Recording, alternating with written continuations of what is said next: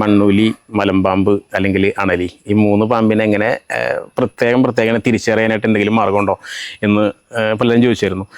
ഒന്ന്, ഈ 3 പാമ്പുകളും മോർഫോളജിക്കലി, അതായത് നമ്മളതിനെ കാണുമ്പോൾ തന്നെ അത് നല്ല വ്യത്യാസമുണ്ട്.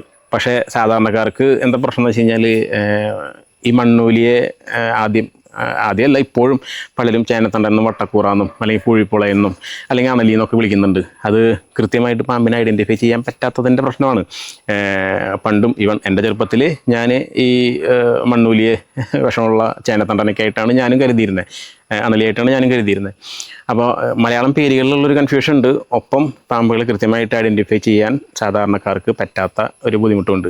അപ്പോൾ ഈ 3 പാമ്പുകളെയും എങ്ങനെയാണ് മോർഫോളജിക്കലി എങ്ങനെയാണ് ഐഡൻറ്റിഫൈ ചെയ്യേണ്ടത് അല്ലെങ്കിൽ ചെയ്യാൻ പറ്റുന്നത് എന്നുള്ളതിനെക്കുറിച്ച് വളരെ ചെറിയൊരു വീഡിയോ ആണ് ഞാനിന്ന് ചെയ്യാൻ പോണേ. സംഭവം നമുക്ക് ആദ്യം മലമ്പാമ്പിലേക്ക് വരാം. ഈ പെരുമ്പാമ്പ്, ഇന്ത്യൻ റോക്ക് പൈതൺ എന്ന് പറയുന്ന പൈതൺ മുളുറസ് എന്ന ശാസ്ത്രനാമമുള്ള, നമ്മുടെ നാട്ടിൽ വലിയ ഭാരമുള്ള, കഴിഞ്ഞ ആലപ്പുഴയിൽ കഴിഞ്ഞ ദിവസം ഏതാണ്ട് എനിക്ക് തോന്നുന്നു 42 കിലോനോ 45 കിലോനോ വെയിറ്റിൽ തൂക്കമുള്ള പെരുമ്പാമ്പിനെ കിട്ടിയിരുന്നു. അപ്പോൾ വലിയ പാമ്പാവുമ്പോൾ എങ്ങനെ പോയാലും നാട്ടുകാർക്ക് അല്ലെങ്കിൽ പൊതുജനങ്ങൾക്ക് അത് മലമ്പാമ്പാണ് അല്ലെങ്കിൽ പെരുമ്പാമ്പാണെന്ന് ഐഡൻറ്റിഫൈ ചെയ്യാൻ പറ്റും, കാരണം അതിൻ്റെ വലിപ്പം കാരണമുണ്ട്. പക്ഷേ പ്രശ്നം എവിടെയാണെന്ന് വെച്ച് കഴിഞ്ഞാൽ, ഈ പെരുമ്പാമ്പിൻ്റെ കുഞ്ഞുങ്ങളെ കാണുമ്പോഴാണ്. അപ്പോൾ ഇതിൻ്റെ ശരീരത്തിലെ ആ പാറ്റേണും ആ വളയും അല്ലെങ്കിൽ ആ ഒരു എന്താ പറയുക പുള്ളിയൊക്കെ കാണുമ്പോൾ ആൾക്കാർ ഇതിനെ അണലിയാണെന്ന് തെറ്റിദ്ധരിക്കപ്പെടുന്നുണ്ട്. അപ്പോൾ ഒന്ന്, പെരുമ്പാമ്പിൻ്റെ ശരീരത്തിലുള്ള പാറ്റേൺ നിങ്ങൾ ചിത്രത്തിൽ ഇപ്പോൾ ഈ വീഡിയോയിൽ ചിത്രത്തിൽ കാണുന്ന പോലെ തന്നെ ഒരു കോൺസ്റ്റൻ്റ് അല്ലാത്ത, അതായത് ഒരു കൃത്യമായ ഒരു അടുക്കും ചിട്ടയോടുകൂടെ ഇല്ലാത്ത അടയാളങ്ങളാണ് പെരുമ്പാമ്പിലുള്ളത്. സെയിം മണ്ണൂലിക്കും അതുപോലെ തന്നെ കൃത്യമായ ഒരു അടുക്കും ചിട്ടയില്ലാത്ത ഒരു പാറ്റേൺ അല്ലെങ്കിൽ പാച്ചസാണ് മണ്ണൂലിക്കും ഉള്ളത്.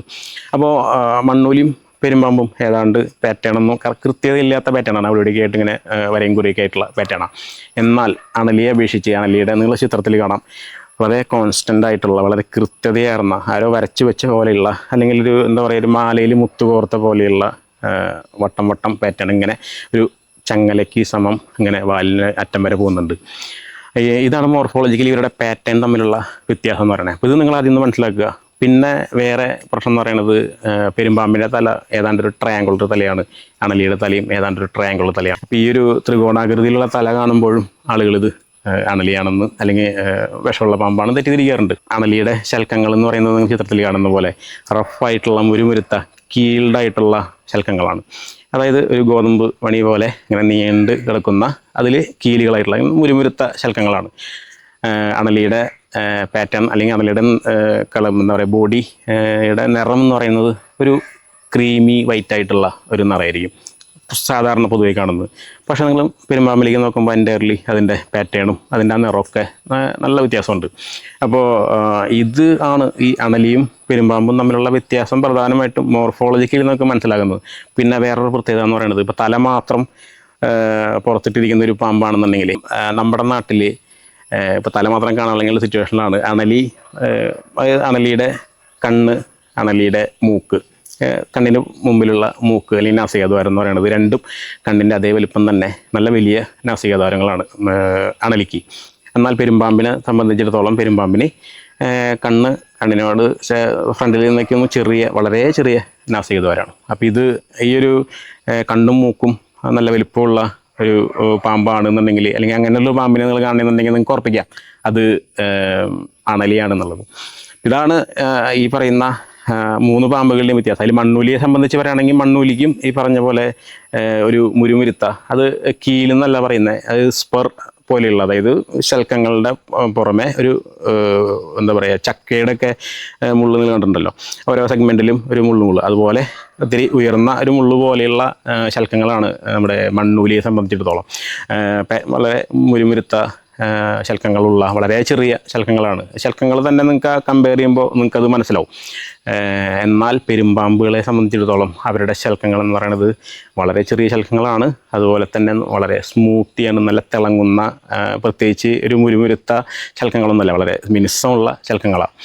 ഇതൊക്കെയാണ് ഈ പാറ്റേൺ അല്ലെങ്കിൽ ഇവരുടെ ആ ഒരു സ്കെയിൽസ്, അല്ലെങ്കിൽ അവിടെ നേരത്തെ പറഞ്ഞ പോലെ കണ്ണ്, മൂക്ക്, ഇതൊക്കെ നോക്കിയിട്ട് മണ്ണൂലിയുടെ തല എന്ന് പറയുന്നത് മണ്ണുലിയുടെ ശരീരം നല്ല ബ്ലണ്ടി ആയിട്ടായിരിക്കും, അല്ലെങ്കിൽ നല്ല വണ്ണത്തിലുള്ള ശരീരമായിരിക്കും. പക്ഷേ കമ്പയർ ടു അവരുടെ തല നോക്കുമ്പോൾ അവരുടെ ശരീരം വലുതാണെങ്കിൽ അവരുടെ തല വളരെ ചെറുതായിരിക്കും. അതുപോലെ കണ്ണ് വളരെ ചെറുതായിരിക്കും. അപ്പോൾ നമുക്ക് ഒറ്റ നോട്ടത്തിൽ നമുക്ക് കണ്ണ് കാണാൻ പോലും പറ്റില്ല. അതുപോലെ മൂക്ക് അതിനേക്കാളും ചെറുതാണ്.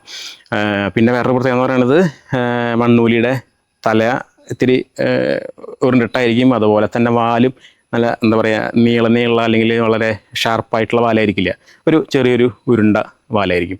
ഇതാണ് ഈ 3 പാമ്പുകളും തിരിച്ചറിയാനുള്ള മാർഗ്ഗം. നിങ്ങൾക്ക് ചിത്രങ്ങൾ സഹിതം ഞാൻ പറഞ്ഞു തന്നിട്ടുണ്ട്. ഇനി എന്തെങ്കിലും ഡൗട്ട് ഉണ്ടെങ്കിൽ നിങ്ങൾക്ക് വീണ്ടും കമൻറ്റ് ബോക്സിൽ ചോദിക്കാം. കഴിഞ്ഞ വീഡിയോകളിലൊക്കെ ഞാൻ അതുപോലെ മണ്ണൂലി അല്ലെങ്കിൽ പെരുമ്പാമ്പ് ഇതിൻ്റെയൊക്കെ വീഡിയോ നിങ്ങൾ കണ്ടപ്പോൾ അതിൽ ഒരുപാട് പേര് ഇത് മണ്ണൂലിയല്ല, ഇത് അണലിയാണ്, ചേനത്തണ്ടനാണ്, വിഷമുള്ള പാമ്പാണ്, നിനക്കൊന്നും അറിയില്ല, അതുപോലെ പെരുമ്പാമ്പിൻ്റെ കുട്ടീനെ ഉള്ളപ്പോൾ അത് അതുപോലെ അണലിയാണ്, വിഷമുള്ള പാമ്പാണെന്നൊക്കെ പറയുന്ന ഒരുപാട് പേരെ നമ്മൾ കണ്ടു. അതുകൊണ്ടാണ് ഇത് കൃത്യമായിട്ട് ഇത്രയും ഡീറ്റെയിൽഡായിട്ട് ഞാൻ പറഞ്ഞത്.